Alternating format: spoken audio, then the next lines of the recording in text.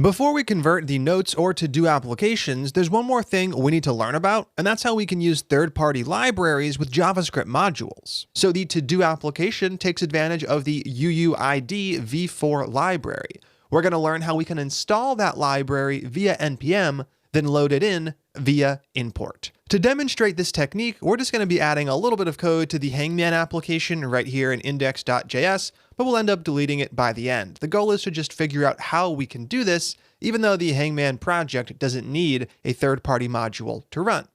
If you remember, we had found the UUID library in the browser. If you Google GitHub UUID, that'll bring us over to the library page right here. And we had used this page to figure out exactly how we can load in the library and run things. If we scroll down on this page to the documentation, we'll notice that one of the first things shown right here is actually the npm install command. So this is exactly what we're going to do to get the library installed in our project. So over in the terminal, like we've done plenty of times before, we're going to install this library.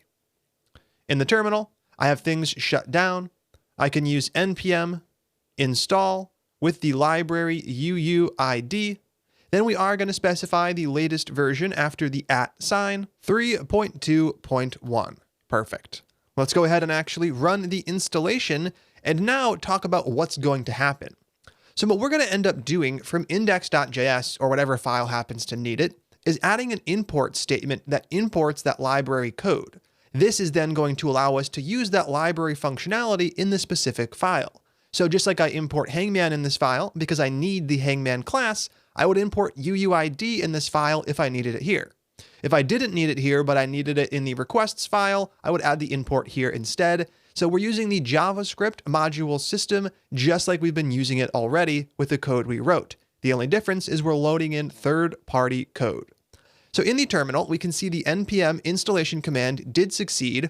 So let's go ahead and cycle through the previous commands and get the dev server up and running once again, since we are going to want to test things out locally on our machines.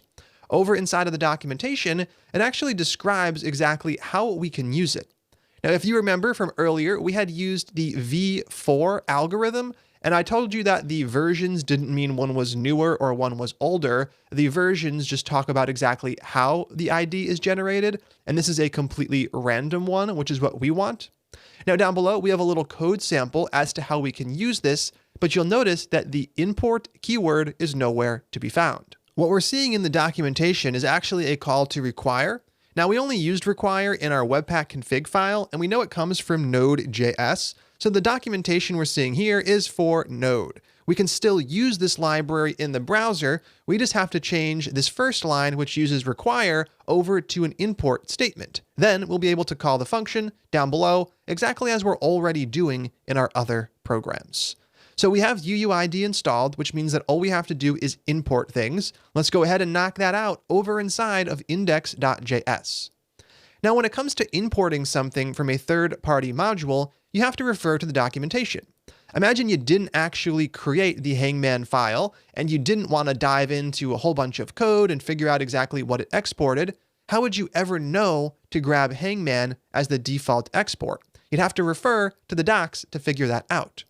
So for our purposes, we get the UUID v4 function as the default export. So right here, import UUID v4 from, and this piece right here, the piece inside of quotes, typically also comes from the documentation. So over here, I can see I have to load in UUID /v4 to get the correct function back. I could use UUID /v3 to get the version 3 back. Right here, UUID /v4. So even if we are seeing something from Node.js, we can convert that over to an import call without too much trouble. Typically, whatever comes back from a require function call in Node would be the default export for import. And this is the case for UUID. Now, what does this mean for us? Well, it means we now have access to that function in this file, and we can actually use it. I'm going to test things out down below by just using console.log to print a unique ID to the console. I'm going to call UUID v4, passing in no arguments since it accepts none. I'll pass that right to console.log to print it. I'm going to save index.js, and now we can actually start up the dev server again from the terminal. That's npm run dev-server. Once that's up, we'll be able to refresh the browser, and hopefully, if everything went right, we actually see a unique ID. All right, the dev server is up. I'm going to give the page a refresh, and what are we getting? We are getting a unique ID showing up. Now, if I were to refresh again, we would get a different unique ID, and there it is. It's coming from index.js on line 5, which is indeed correct. So the source maps are working here as well. Now that we've installed and used one third-party library, I want to run through that process one more time with a library we've never used before, just to give you a bit more experience. It's really essential to get comfortable working with these third-party libraries because it can really save you a lot of time in the long run. There are a lot of problems we might want to solve in our JavaScript app, but these might be problems that other people needed to solve as well, like generating a unique ID. So it's not essential for us to write all the code, actually learn how those things work, then make sure the code's working correctly and change it over time. Instead, we can take this common thing, generating a unique ID, and we can essentially outsource it to a library like UUID. Let's go ahead and run through just one more example with one more npm library. Over inside of the browser, I'm going to search npm validator. This is going to pull up the validator package on npm, and this is the one that we're going to be installing and using. Well, I said us, but it's actually you. It's going to be your challenge to install this package, import it, and then use one of the methods it provides. If we scroll down on this page, what we end up seeing is the documentation for the validator library. It shows us how to install it and how to use it. Right here, we have the installation command. Here we have some node examples. Down below, we have an example using import. And it's nice that the validator contributors actually showed us how to use it with import. Clearly, we were able to do so with UUID, but we kind of had to figure it out for ourselves. Most libraries, though, will explicitly tell you how to use it in each environment. Now, if you want to view the GitHub repository, you can do so via a link in this stats bar. And what you're going to find there is the exact same documentation we're seeing here. It's copied over to the package homepage to make npm as useful as possible. So one of the methods we have available to us is called isEmail. They're actually using it right here with the node example. IsEmail checks if something is an email. If it is an email, it returns true. If it is not, it returns false. And this is the method I want you to take advantage of in our project. So your challenge is going to be to install the validator library, to import it, and then to call isEmail, printing the Boolean value to the console. Test it out with a valid email and an invalid email. You can grab the latest version right up here on the right-hand side. Currently, it is 9.4.1. If you're seeing a different version here, that's fine. You can go ahead and install that. All right, take some time to install it, import it, and use it over inside of index.js, just like we did with UUID v4. Then test your work. When you're done, come back and click play. How'd that go? Hopefully you were able to knock that out without too much trouble. I'm going to kick things off by installing the library.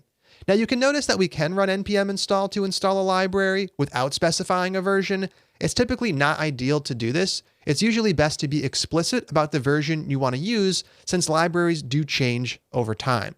So we're going to go ahead and install 9.4.1 from the terminal. Right here, I'm going to shut things down. npm install validator at 9.4.1. We're going to let this command run, and once it's done, we'll just start up the dev server. Then we'll switch over to Visual Studio Code to actually use the module. Looks like we are all wrapped up. I'm going to use the up arrow twice and the enter key to rerun the previous command. Over inside of Visual Studio Code, we can now take advantage of this. Now, the nice thing is that the documentation provided the exact statement we needed to use. Import validator from the validator library. Now we have access to validator, and as we saw on there, we have that isEmail method. So down below, let's go ahead and use it. Console.log. I'm going to call validator.isEmail, and I'm going to pass in a valid email. We'll start there. So I'll use something like Andrew at mead.com. I do not own that domain or that email, so don't email it. I'm going to save index.js. Over inside of the Hangman application, what do we get? We get true showing up. So if I was trying to validate an email, this would be a valid one. Now let's go ahead and try an invalid one like Andrew. I save the file this time around, and what do I get in the browser? I get false. So this is not a valid email, and we would be able to reject that data. So being able to take advantage of third-party libraries like UUID or Validator are going to allow us to focus on the specifics of our application and not worry about generic tasks that a lot of applications need.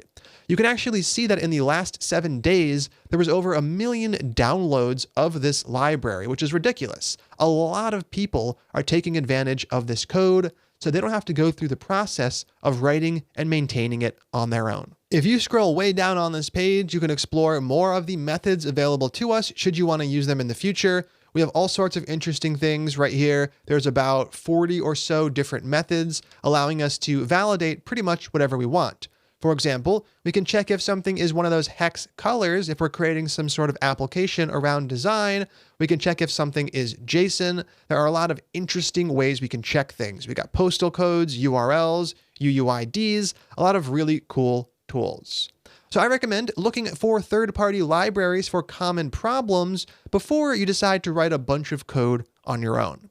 All right, now that we've seen how we can use these in our project, we're going to move on and actually use them with the to-do app during the conversion process. I'm going to go ahead and remove all of the code we added to index.js in this file. Then, from the terminal, I'm going to shut things down, and I am going to use npm uninstall to uninstall the libraries we just added. From here, we have to provide the names of the libraries we want to remove. I want to remove UUID, and I want to remove validator. This is an alternative to just manually removing things from package.json. We can run this command. It's going to remove both of those from package.json and node modules, and once this command completes, we'll be all done with this video. All right, that's it for this one. I'll see you in the next video where we're going to continue learning about JavaScript modules.